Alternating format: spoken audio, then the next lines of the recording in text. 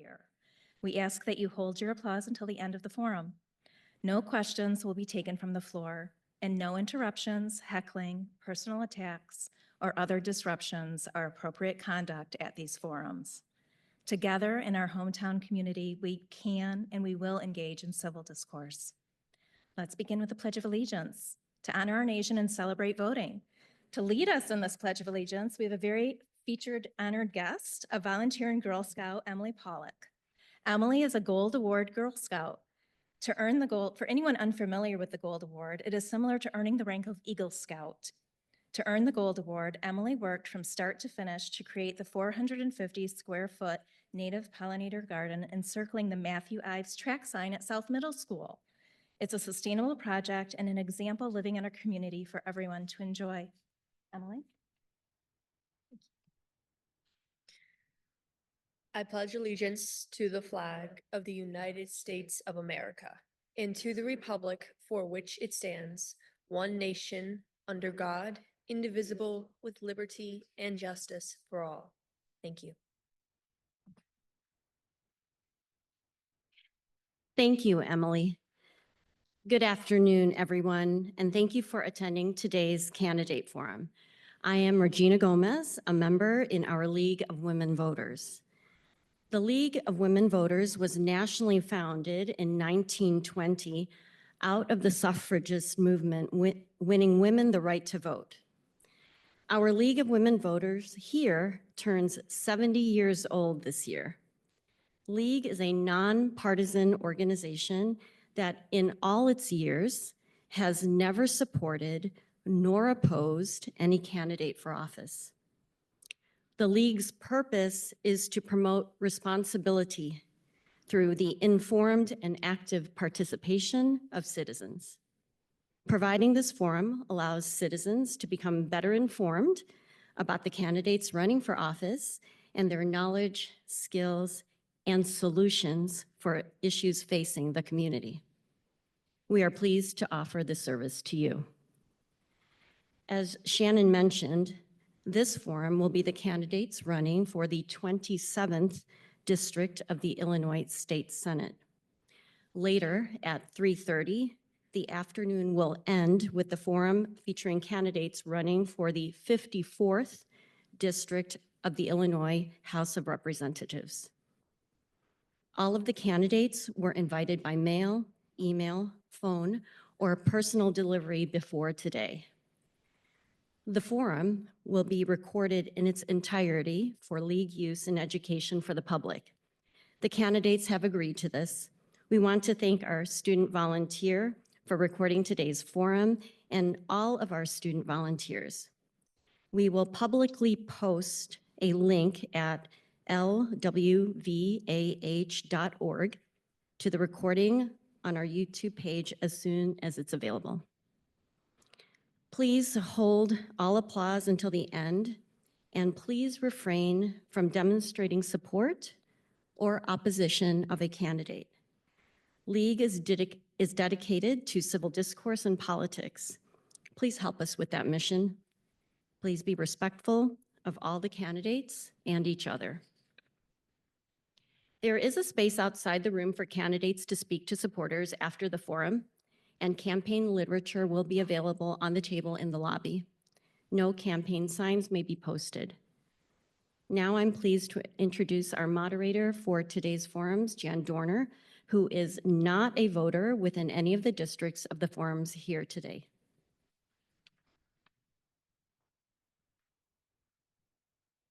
Thank you, Regina. As you heard, I'm Jan Dorner. I'm a member of the Elmhurst League of Women Voters. Please remember to turn off cell phones and other electronic devices. No campaign literature may be passed out in this room, and feel free to put your campaign bling on again once you leave this room.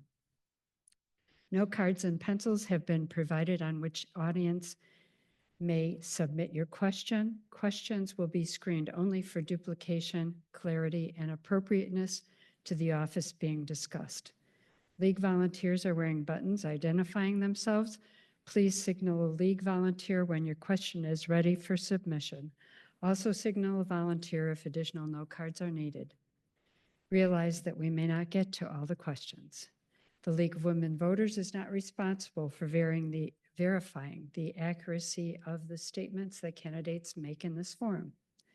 This forum is for the candidates running for the office of Illinois State Senate for the 27th District for a term of 4 years. Both candidates participating have agreed to abide by the rules set forth to this forum. I'll highlight some of the ground rules. The candidates will each present a 2-minute introductory statement, the order determined alphabetically by last name. Then questions will be asked and each candidate will have 1 minute to respond in alternating order. Each candidate may opt to use up to 2 30-second rebuttals. The candidates are not to interrupt each other and to speak to the audience. Closing statements in continuing alpha rotation will be 90 seconds.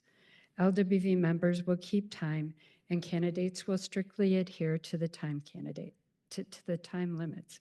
Candidates, please notice the timers right here. When you see the stop sign, you may finish your sentence. Our candidates are Republican Tom Schlenhardt and Democrat Mark Walker.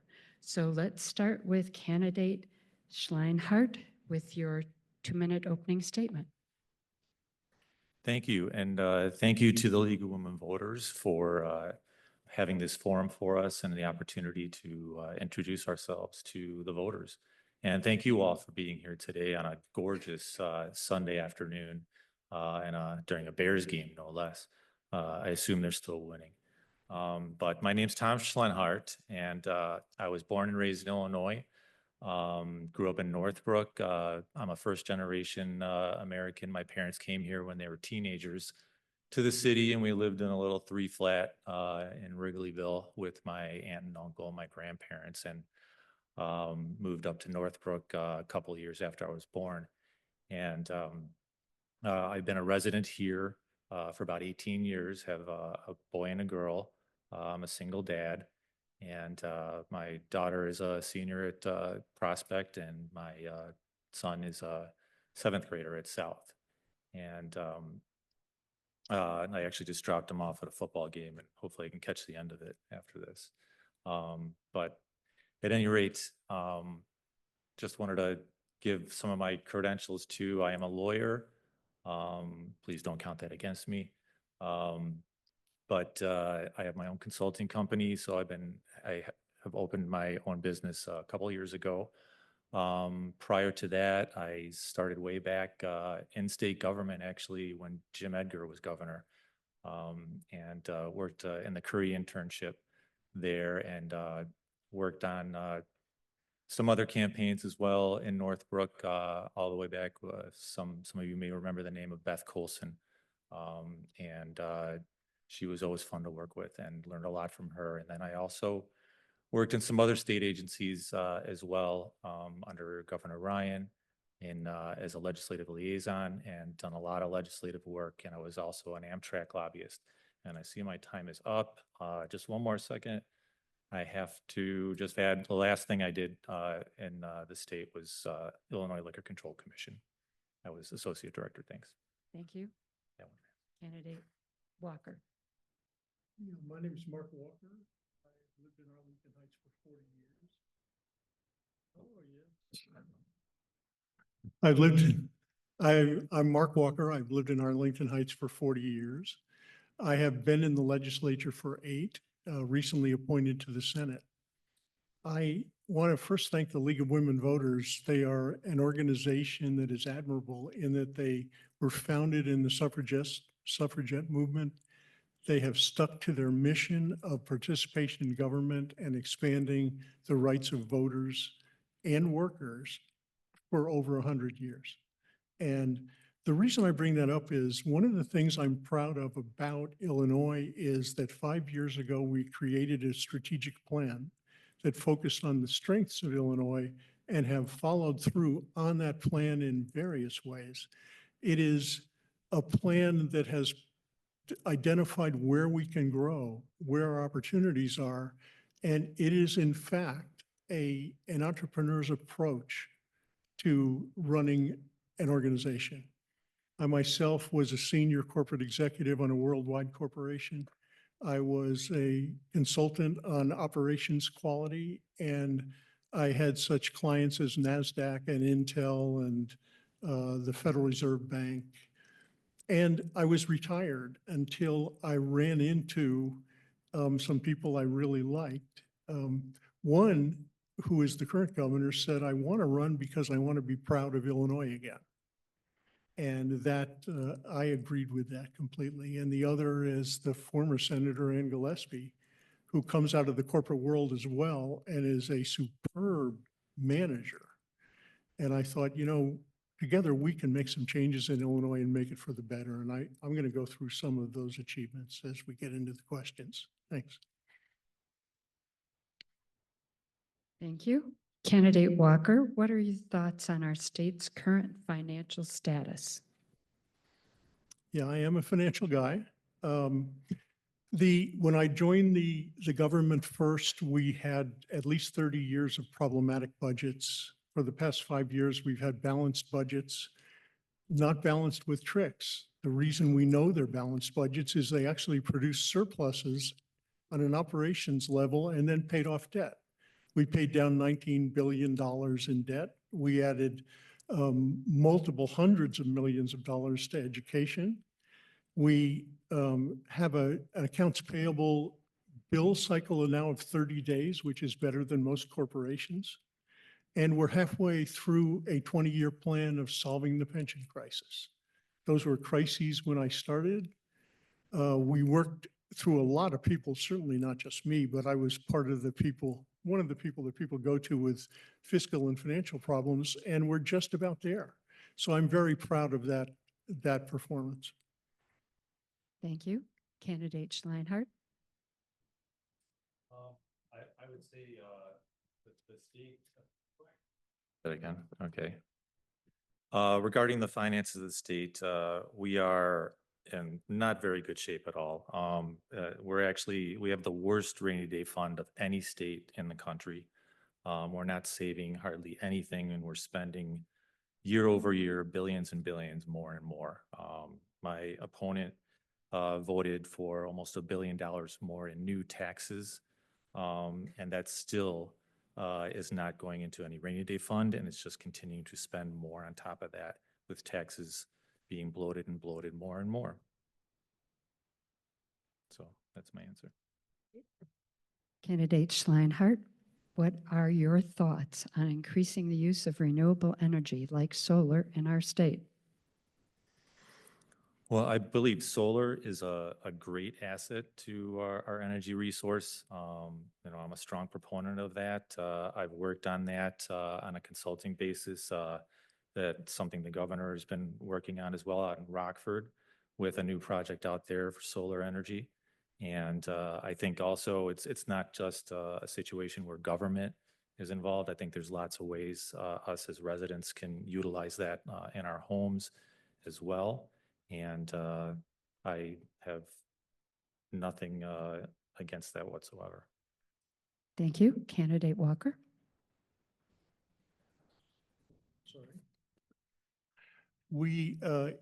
And this was a big team that included advocacy groups and businesses. We passed something called CEJA, which is one of the biggest comprehensive acts about solar, wind, renewable energy, and building the infrastructure such that we can support the future in Illinois.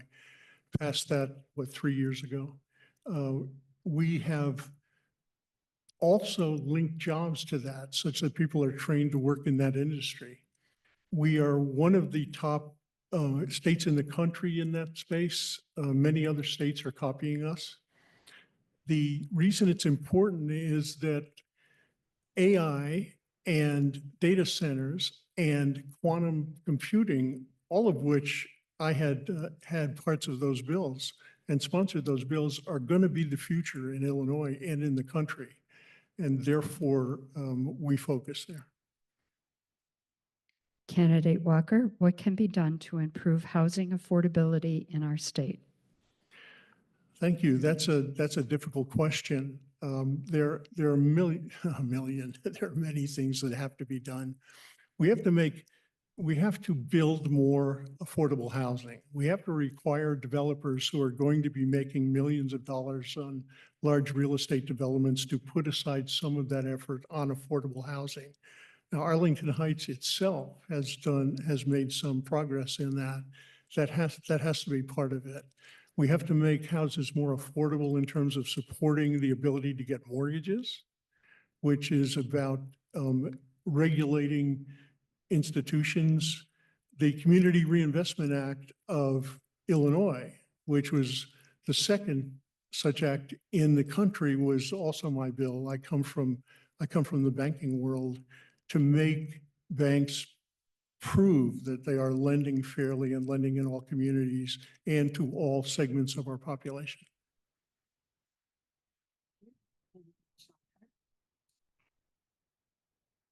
One of the reasons why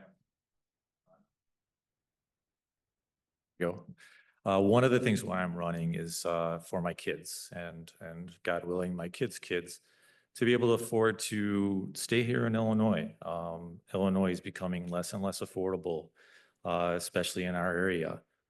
So many of our kids grow up here and they go to college and they don't come back because they're finding much better places to live where it's more affordable. The property taxes here are getting so high that we need to get a handle on that. And the way to do that is to start with the state, and where the state keeps on spending money and the property taxes keep on going up because we need to pay for our local services. The state doesn't do that now, not as much as they used to. So we need to be much more fiscally conservative and lower the tax burden on homeowners, and that will allow people to stay here and come here to have more affordable housing. H. Schlenhardt, please share your ideas for reducing gun violence. I'm sorry, could you say that again?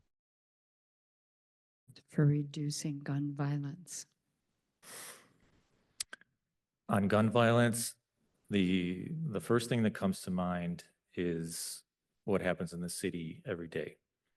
I think, as Chicagoans, Illinoisans, we've kind of become callous to what happens in the city every day, and to me, that is the number one concern of gun violence, and a lot of that has to do with getting to the root of the violence, and that is creating better opportunities for people in the city and creating just a vibrant economy for the city. The city's losing people every year. The population is the lowest it's ever been since 1920. And if we don't provide more opportunities, there's going to be a lot more hopeless individuals out there, and that go to a life of crime and violence. And unfortunately, guns are involved, and the illegal guns have to be stopped. Mhm. That answer, Tom. When we did the Safety Act, which had a whole bunch of elements, we focused on the causes of violence and the causes of gun violence in the social arena, in the economic arena, in the access to guns arena, so that we could fix it for the long term. We turned away from a punishment mentality that all we have to do is raise the jail time for gun crimes, which is we've been doing that for 50 years. It has not worked. I am a veteran. I am a person who used AR-15 and other semi-automatic weapons for their designed purpose, which is in war to destroy people, to create wounds that could not be fixed on the battlefield. Those guns have no place in our civil society, and I'm shocked that since that time in Vietnam, this society has become a gun culture that actually worships automatic weapons. Thanks. Walker? Sure. 30-second.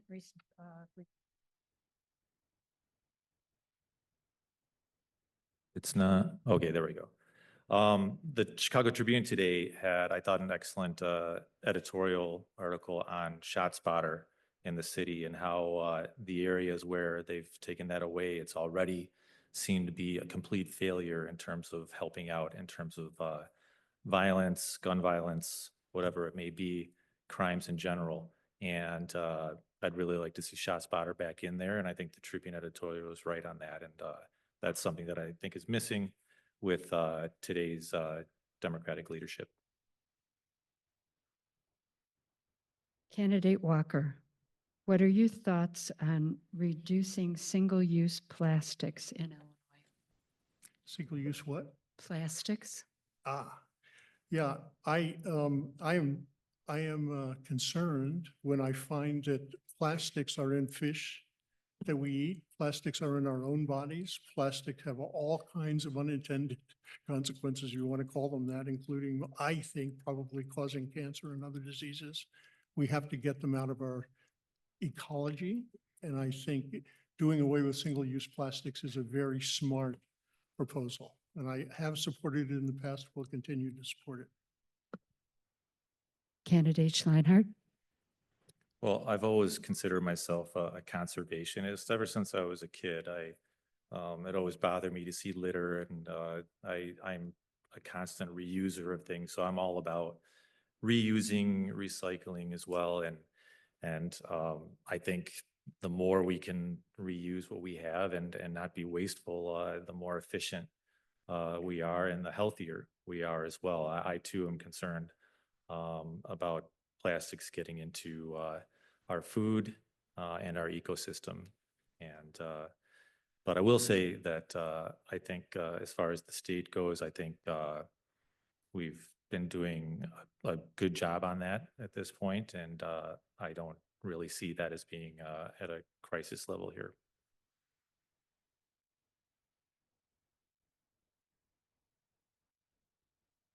Dollars to fund the project of private corporations or others for profit organizations, for example, the Chicago Bears or White Sox.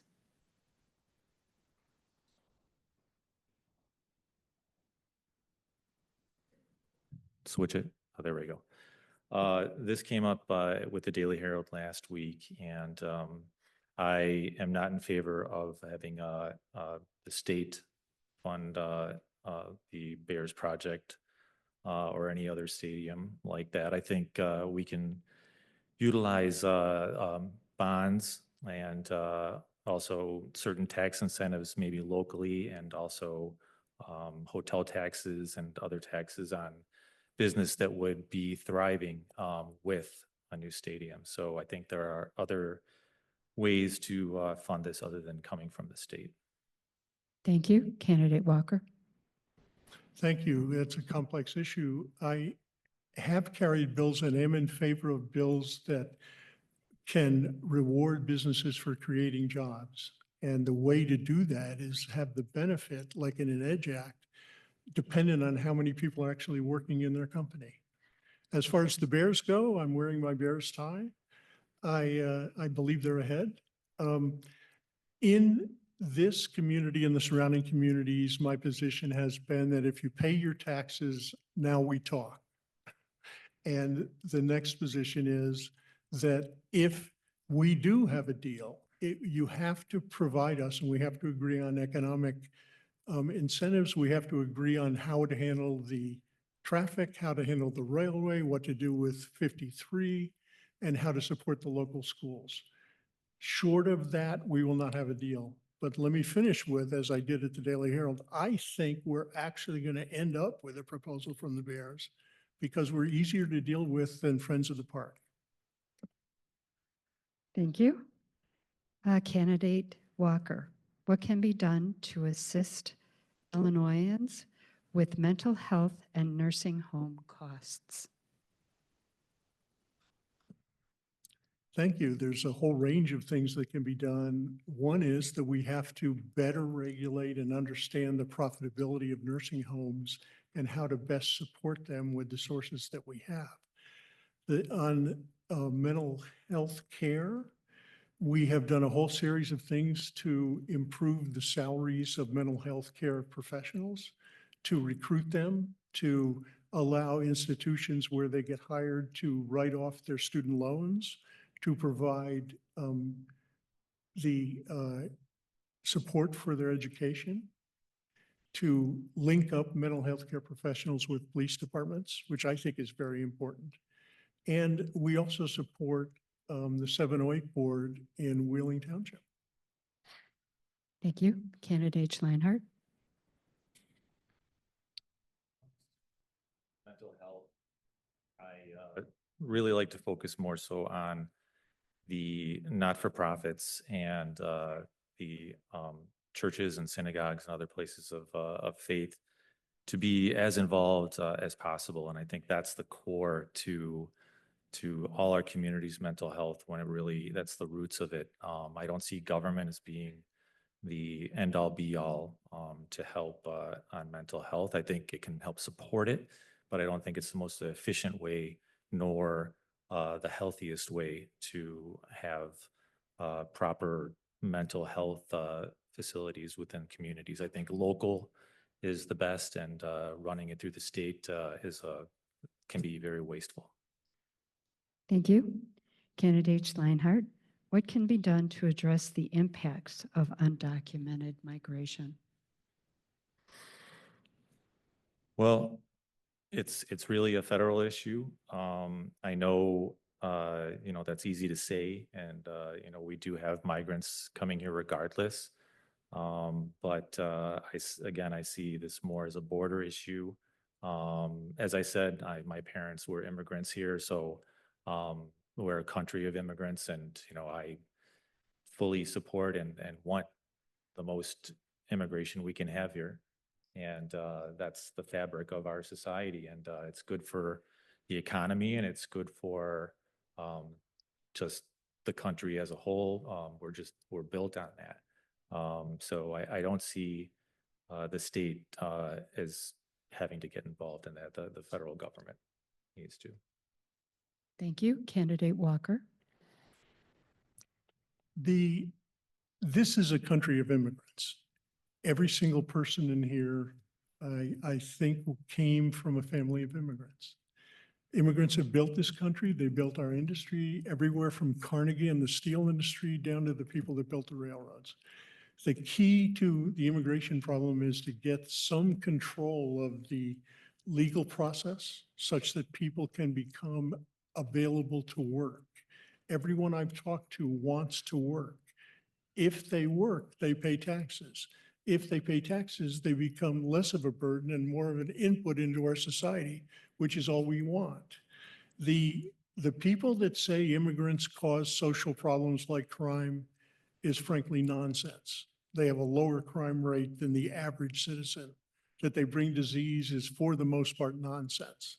It is ridiculous and shameful, I would call it, for people to say and do things related to that fear. Thanks. Thank you. Candidate Walker, what can be done to reduce the burdens imposed on older drivers by the Secretary of State? Sure. What can be done to reduce the burdens imposed on older drivers by the Secretary of State? Well, given that my license is due up in January, I might recuse myself from this question, but no. Here's the truth. I am for doing away with the driving requirements based on age because the older tranche of drivers actually has a lower accident rate than the younger do. We're the only state that has it now, and we shouldn't do it, and we simply cannot be driven by fear or some kind of ideology. I would let that one go. We shouldn't be the only state that does it. Candidate Schlenhardt. Yes, I thought you might have some self-interest in that. Yeah, when you were on that bill, but no, just kidding. No, I think the age that it's at, when you look at the stats, 75 to 80, 85, that age group, it doesn't really go up from younger in terms of accidents. But after 85, it does get much higher. And I think we should have a certain age where a driver's test should be employed. I'm just not sure where it should be, 85, 90, but I think further studies should be done on that. Thank you. Candidate Schlenhardt, what are your views regarding women's access to reproductive health care? Can you repeat it again? I can. What are your views regarding women's access to reproductive health care? It's kind of a general question, and overly broad. I would say when it comes to the government, reproductive health care should be free and open for people to decide on when they want to reproduce. I see, I think currently right now, when it comes to abortion, we have restrictions. I am in favor of that at least there. And then I would regarding parental notification, I think we should reinstitute that, where 12-year-olds should not be able to go and get an abortion without parental notification.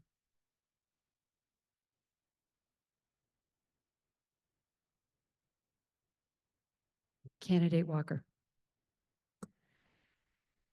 One thing I'd like to say about this is this has become a highly divisive issue. And the problem is that people are putting the wrong labels and evil attitudes about their opponents. Pro-life people have an ethic that is actually pro-life, that is very important and deep for them. And I really enjoy talking to them. Pro-choice people are actually for individual liberty. And they are sincere about that. They're not against children or whatever you might think. I believe the person who said, mind your own business for this might have the right answer. It's my answer. I don't believe the government should be in the business of creating criminal penalties for choices made by a woman, her family, and her doctor. And that's way beyond the pale of the function of government. Thank you. Candidate Walker. What more can be done to freeze property taxes for seniors? Oh, that's a great question. It begs a broader question, though. Of course, we can improve the freezes for seniors. We can lower the age. We can raise the income that says that you're not eligible for it, and I'm in favor of both of those things. The thing I would love to talk about is spend some time on property taxes itself, especially as regard the state government and local government. As people in this room are aware, the state government does not levy property taxes. The things that we can do are about the rules when property taxes can be approved and how much they can be increased every year. I was in one of the leaders of a property task force that proposed 6 bills. The only bill that actually got passed was mine. And the local taxing districts then ignored it entirely. We are going to start that effort up again, especially with my friend, Representative Candy. Candidate Schlenhardt. Yes, I would agree that it's not only for seniors, but I think, as I said earlier, when we started here today, that we need to do better on property taxes and not just stop the rising property taxes, but lower them for all, including seniors, of course. And the main thing we need to do to that is to tackle our public pension problem. And if we don't do that, property taxes will continue to rise. Because what happens is that most of the budget starts going to pay for our unfunded liabilities with the pensions. And therefore, we have to support ourselves locally, which rises our property taxes. So even though we don't set it, the state doesn't set the levy, indirectly, it kind of does, because so much of our state budget and our taxes that we send to Springfield get devoted so much to our unfunded mandate that we have in the pension. And until we tackle that and stop kicking the can down the road, property taxes will never go down.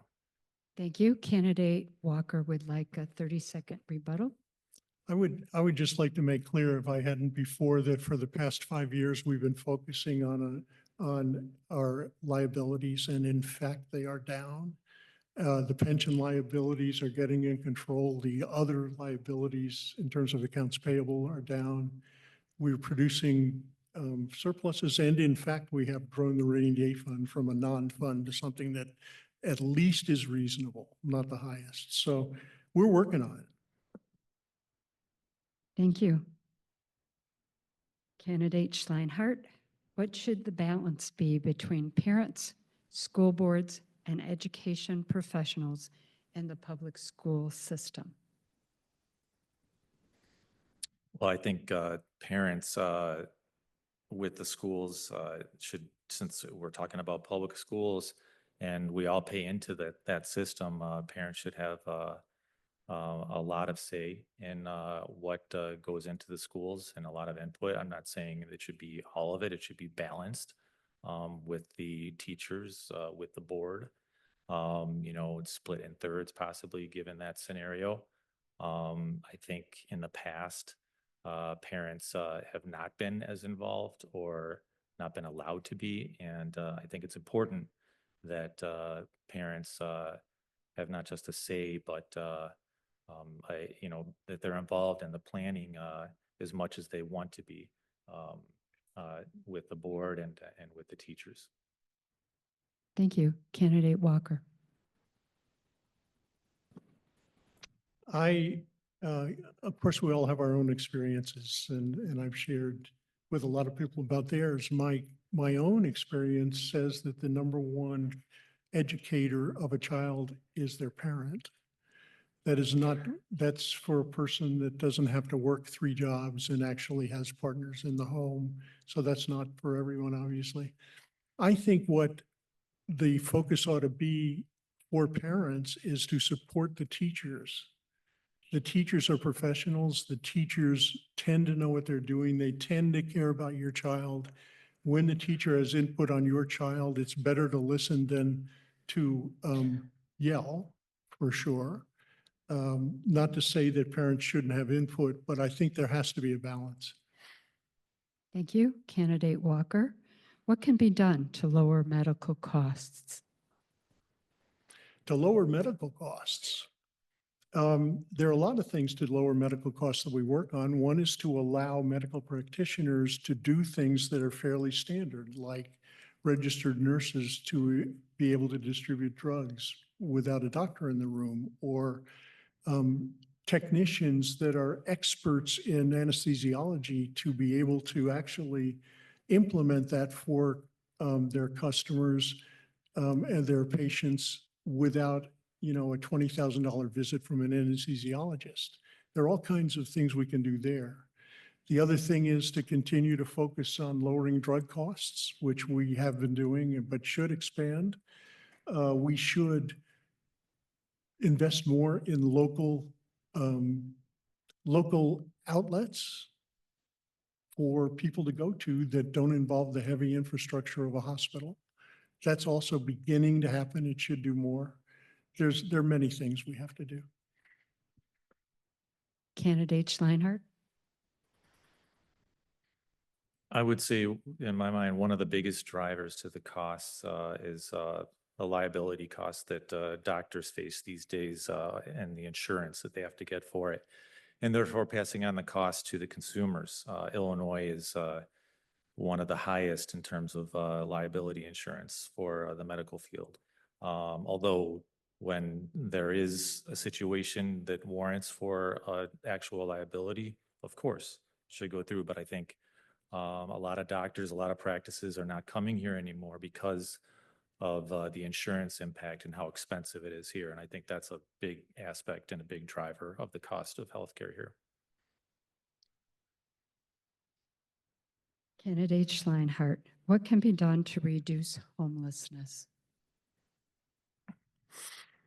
Well, as I said, when my family came here with nothing, it's opportunity, and providing opportunities here in this state is very difficult now.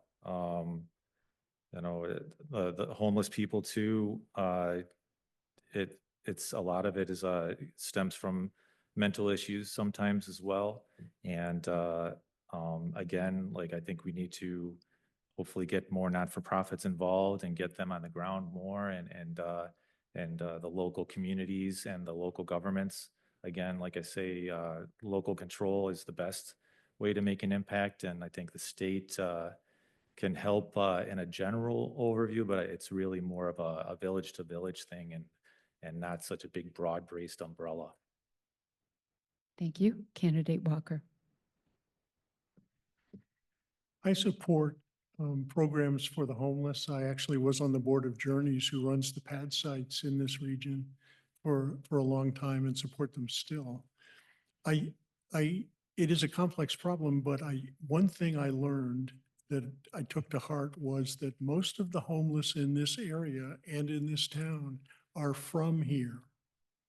This whole fear about somehow if we give services, they're going to come in and invade somehow, false. These are our people. These are us.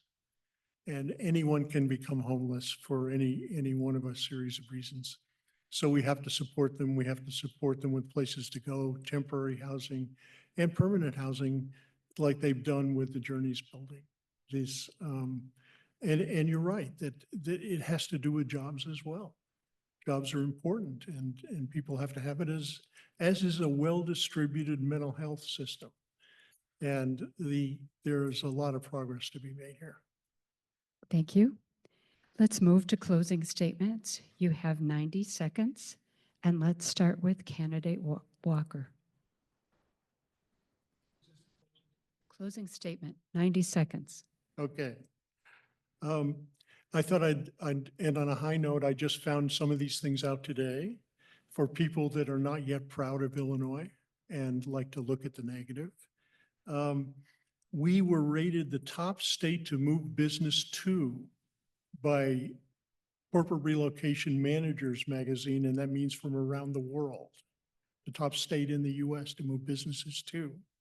We were rated just yesterday to have the top 3 high schools in the United States. And they are, oh geez, I forgot already. They are, Stevenson. Yeah, Stevenson.